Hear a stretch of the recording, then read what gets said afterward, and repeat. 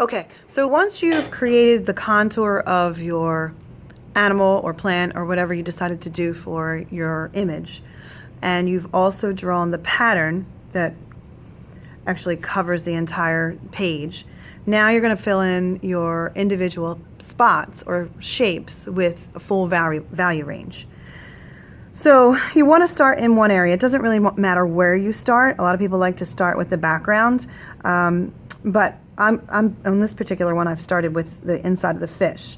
So what you want to do is when you're shading, you want to look at the pieces that are around it, okay? So when you do your first one, it doesn't matter. You can start light to dark here, you can go side to side, you can go on an angle, you can go any direction you want. So I think this was the first one that I actually worked on. So I went dark here and this whole edge remained light, okay? So the next one, I just did the opposite. I made sure that right across the line, it was dark against light. And then I continued. You can have corners that touch that are dark against dark, but your edges, your lines need to be light against dark, okay? So if I were gonna work on, say, this piece here, because I have dark here, I know it needs to be light here, and because I have light here, it would make sense to make it dark here. Now, when you go to shade it in, I'm using a B pencil, so you wanna make sure that you're using a B pencil. And I'm just gonna start at the edge, and you want your value to actually swallow up the line so that you can't see the outline anymore. And if you notice, my pencil is actually moving in sort of like a star pattern. It's not moving straight up and down or side to side, because then you're going to get those directional lines. You want to move your pencil and you want to blend that graphite as you're moving it. And I'm looking at this other side of the edge to make sure that I have a contrast. I want dark against light, okay? And as I'm moving away from this darkest area down here, I'm actually exerting a little bit less pressure. I'm letting up on the pencil pressure. All right, going right up to the edge, blending as I go. And I'm eventually going to leave this whole edge white because it's black here, so I want white here. So I'm very gradually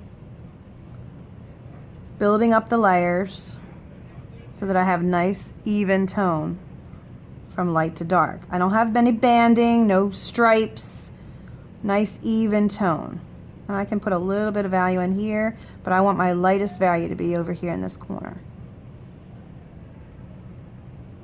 All right, and again, there will be times when you might have to go from light to dark to light again. So for example, in this fish eye, because I have light here, but I have dark here, I've decided to go dark all the way around the outside of the fish eye and then get light in the middle. And then this shape would go dark to light and then dark to light in the middle, okay? But if you take a look at that final piece here, this little shape that I did, I have nice even tone, very little texture, smooth gradation from light to dark. And it takes time. You have to take your time. You need to make sure that you're blending with the pencil. All right, you don't want smudges. By the way, when you're working, once you get a lot of it done, you're going to have your hand over top of areas. So if you want to make sure that you don't smear other areas that you worked on, take a scrap piece of paper, put the paper over top of it, and then lean on that. That way you can get in there and get pieces that you need done. All right. In the end, you should have something that looks like this. All right. Again, values can go, every shape has to have the full value range, but you can also go light to light, or dark to light to dark. Okay, so take a look at this piece here. It's dark here because I had light on this side, then I got light in the middle, and then I got dark around this edge. Okay, you just have to look at what's on the other side. So for that reason, you don't want to skip around, because it's easier if you start in one area and then just work out from that area, so that every piece you do is touching the piece before, so you can figure out what values you need to be. For this piece here, because it's light here, I would probably start dark and get light and then maybe dark again, or keep the dark around here because I have dark here. Maybe I would need some light here. So sometimes you have to go light, dark. You have to get a little creative with the way that you shade it.